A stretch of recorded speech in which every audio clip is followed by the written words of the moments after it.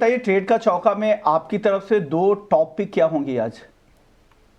एक तो करूर वैश्य कहूंगी 238 के प्राइस पे है और 228 के स्टॉप लॉस के साथ और टारगेट रहेगा 255। और दूसरा है कंटेनर कॉरपोरेशन, वो है 822 का प्राइस है, 805 का स्टॉप लॉस और 850 का टारगेट। तो करूर वैश्य बैंक और कंटेनर कॉरपोरेशन दो टॉपिक आ रही है वैशाली जी की तरफ से। लक्ष्मी जी, आप बताइए आपकी तरफ से क्या दो टॉपिक है? जी, मेरा जो पहला कॉल है वो बाय साइड का है। इसमें मैं वरुण बेवरेज लिमिटेड रिकमेंड करना चाहूँगा। यहाँ पर एक कंसोलिडेशन ब्रेकआउट आया है और एक अच्छा खासा बेस फॉर्मेशन है अराउंड द लेवल्स ऑफ 600 से लेकर 595 के जोन पर। वहीं से हमें एक पुल बैक मूव आता हुआ दिखाई दे रहा है इस स्टॉक में, जिसमें बाइंग का रिकमेंडेशन रहेगा around the levels of 620 to 625 के जोन के आसपास। और इसमें जो हमारे टारगेट है वो है 665 के, और हमें 599 का स्टॉप लॉस मेंटेन करना है। तो यहाँ और पर वरुण सेकंड मैं बेवरेजेस सेल और का रिकमेंडेशन दूंगा जो कि ऑटो सेगमेंट से है, मदरसन सुमी। सो इस स्टॉक में काफी दिनों से ये डाउन ट्रेंड में चल रहा था और आज ये स्टॉक अपने 200 डीएमए के लेवल के नीचे सस्टेन कर रहा है। और तो हमें इसमें हमें राइजिंग ट्रेंड लाइन का ब्रेकडाउन भी देखने को मिल रहा है। तो दिसंबर फ्यूचर कॉन्ट्रैक्ट को हमें शॉर्ट करके चल रहे हैं करंट लेवल्स पे। हमें जो इसमें स्टॉप लॉस रखना है वो रखना है 167 का, और जो हमारे एक्सपेक्टेड टारगेट है डाउन साइड के वो आ रहे हैं 155 के। वरुण बेवरेजेस बाई है और सेल दिसंबर फ्यूचर्स में मदरसन सुमी 163 में सेल करे, 155 तक नीचे जा सकता है। लक्ष्मीकांत जी की तरफ से ये दो टॉपिक, एक बाई और एक सेल कॉल आ गई हैं। चलिए, एक सेक्टर है आईटी, जहां पर आज काफ़ी दबाव दिख रहा है और सभी पूरे ही सेक्टरल पैक में सबसे ज़्यादा दबाव भी यही है और जितने भी बड़ी आईटी कंपनियां उनमें गिरावट ज़्यादा है।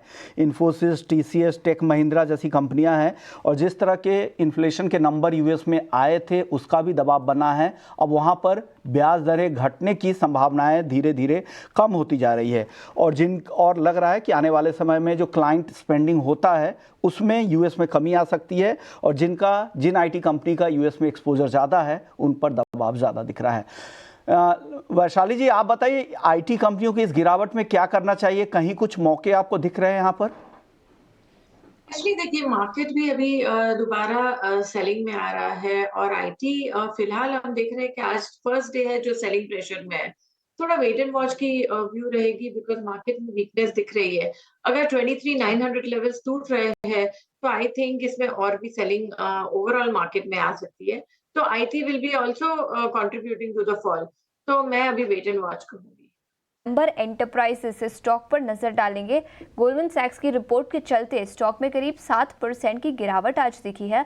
गोल्डमैन सैक्स ने स्टॉक को डाउनग्रेड किया है, न्यूट्रल की राय दी है। हालांकि टारगेट बढ़ाकर 6,300 रुपये प्रति शेयर कर दिया है, वो करंट मार्केट प्राइस से अभी भी नीचे है।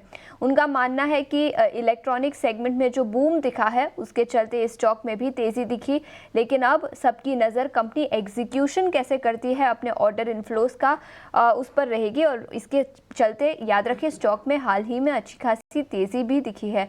अगस्त से अब तक देखें तो करीब 60% की तेज़ी इस स्टॉक में दिखी है। इस रिपोर्ट के चलते स्टॉक में 6.5% की गिरावट। लेकिन लक्ष्मीकांत जी, आपसे पूछना चाहूँगी, फंडामेंटल वजह तो मैंने बताई, लेकिन टेक्निकल्स पर देखें तो इस स्टॉक पर 7% की गिरावट के बाद अब क्या नज़रिया बनेगा? बेरिश कैंडल का फॉर्मेशन दिया है और आज ये अपने 20 डीएमए के लेवल के नीचे सस्टेन कर रहा है। तो मुझे लगता है कि ये जो करेक्शन है वो थोड़ा और बढ़ सकता है। अराउंड जो अपकमिंग सपोर्ट दिखाई दे रहे हैं वो दिखाई दे रहे हैं 5,870 के, और जो इमीडिएट रेजिस्टेंस है वो दिखाई दे रहे हैं 6,210 के। तो जब तक ये स्टॉक 6,210 के नीचे रहता है तब तक करेक्शन थोड़ा सा और बढ़ सकता है। और अगर इसने अपना जो प्रायर स्विंग लो है 5,870, अगर उसके नीचे क्लोजिंग अगर दे देता है तो हमें 5,600 लेवल तक के भी निचले स्तर दिखाई दिए जा सकते हैं एम्बर एंटरप्राइज में। मेहमान जुड़ गई हमारे साथ chartanalytics.co.in की फोरम छेड़ा हैं। फोरम, बहुत बहुत शुक्रिया। सबसे पहले बात एक लार्ज कैप स्टॉक की कर लेते हैं, एलआईसी की बात करते हैं। एलआईसी को लेकर खबर यह है कि मणिपाल सिग्ना हेल्थ इंश्योरेंस में कंपनी 50% तक हिस्सेदारी खरीद सकती है। इस खबर से हालांकि यहाँ पर कितना फायदा होगा एलआईसी को, क्या लग रहा है? चार्ट देखकर बताइए कैसा दिख रहा है। आज शुरुआती कारोबार में तो काफी अच्छी तेजी दिख रही थी, लेकिन बाजार कमजोर है, उस वजह से वो तेजी कम जरूर हुई है, लेकिन अभी भी तेज है। आगे क्या लग रहा है एलआईसी में अब? और शुक्रिया मुझे बुलाने के लिए शो पर। अगर हम एलआईसी के बारे में देखेंगे टेक्निकली और थोड़ा सा लॉन्ग टर्म वीकली चार्ट के बेसिस पे, तो एक बहुत स्ट्रॉन्ग सपोर्ट लेवल बनता है अराउंड 900 टू अराउंड 890 का। वो एक सपोर्ट जोन है और ये मार्च में 2 बार ऑलरेडी टेस्ट करने के बाद एक हमने अपसाइड रैली देखी थी 1200 तक की, और जो अभी हम वापस अभी देख रहे हैं कि वो लेवल्स पे आ चुके हैं कि अराउंड 890 900 हम ऐसे एक राउंड ऑफ कर देते हैं ओवरऑल लेवल्स के लिए। तो मेरे हिसाब से अभी भी अगर मार्केट प्रेशर की वजह से अभी थोड़ा सा नीचे आया है हाई से, पर फिलहाल के लिए अगर जिनके पास है वो होल्ड कर सकते हैं। अगर फ्रेश बाइंग के लिए देख रहे हैं तो मेरे हिसाब से थोड़ा रुक सकते हैं 1-2 दिन के लिए, उनको अराउंड थोड़े नीचे के लेवल्स 915 920 मिल सकता है। और अपसाइड में है और पोटेंशियल, आज हम वॉल्यूम भी देख रहे हैं, इंडिकेटर जैसे आरएसआई है उसमें भी एक पॉजिटिव डाइवर्जेंस है। तो मेरे हिसाब से ये अपसाइड या फिर ये मोमेंटम हम अराउंड 970 टू 980 तक देख सकते हैं। बिल्कुल, तो ये नज़रिया एलआईसी पर। इस बीच पेटीएम के स्टॉक पर नज़र डालेंगे। बाजार में गिरावट के बावजूद आज करीब 3% की तेज़ी, और अगर पिछले एक महीने का चार्ट देखें तो करीब 28 से 30% का उछाल इस स्टॉक पर दिखा है। आज एक ब्रोकरेज रिपोर्ट भी आई है यूबीएस की। उन्होंने टारगेट प्राइस जो पहले 490 रुपये प्रति शेयर था वो अब बढ़ाकर सीधा 1000 रुपये प्रति शेयर कर दिया है। उनका मानना है कि जो रेगुलेटरी कंसर्न्स थे वो अब नहीं रहे, जो एक पॉजिटिव है कंपनी के लिए। इसके अलावा एडजस्टेड एबिटा चौथी तिमाही में ब्रेक इवन हो सकता है, वो भी एक बड़ा पॉजिटिव होगा। और रेवेन्यू ग्रोथ पर उनका नज़रिया काफ़ी पॉजिटिव है, और FY26 का रेवेन्यू FY24 के लेवल में होगा। तो स्टॉक में री रेटिंग दिखी है।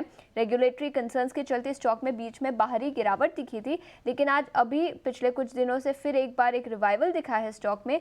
30% की तेज़ी पिछले एक महीने में। फोरम क्या राय होगी पेटीएम पर? कई सारे रिटेल निवेशक जब गिरावट दिखी थी तब फंसे थे, लेकिन अब टेक्निकल्स के स्टैंड पॉइंट से क्या व्यू होगा? टेक्निकल स्टैंड पॉइंट से अगर देखा जाए तो एक इसमें एक अपवर्ड मोमेंटम में हम ट्रेंड बोल सकते हैं कि वैसा है।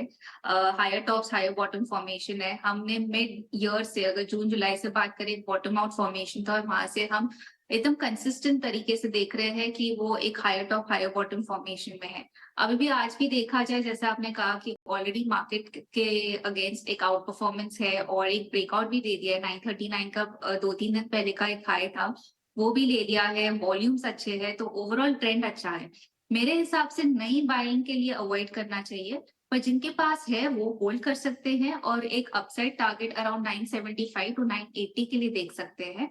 और एट द सेम टाइम अगर उनको एक स्टॉप लॉस रखना हो तो अराउंड 879 का स्टॉप लॉस लेके चल सकते हैं। बिल्कुल, तो ये नज़रिया पेटीएम पर। स्टॉक में हाल फिलहाल में अच्छी खासी तेज़ी दिखी है।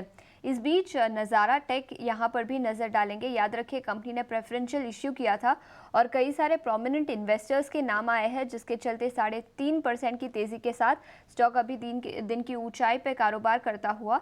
वैशाली, क्या राय होगी नज़ारा टेक्नोलॉजीज पर?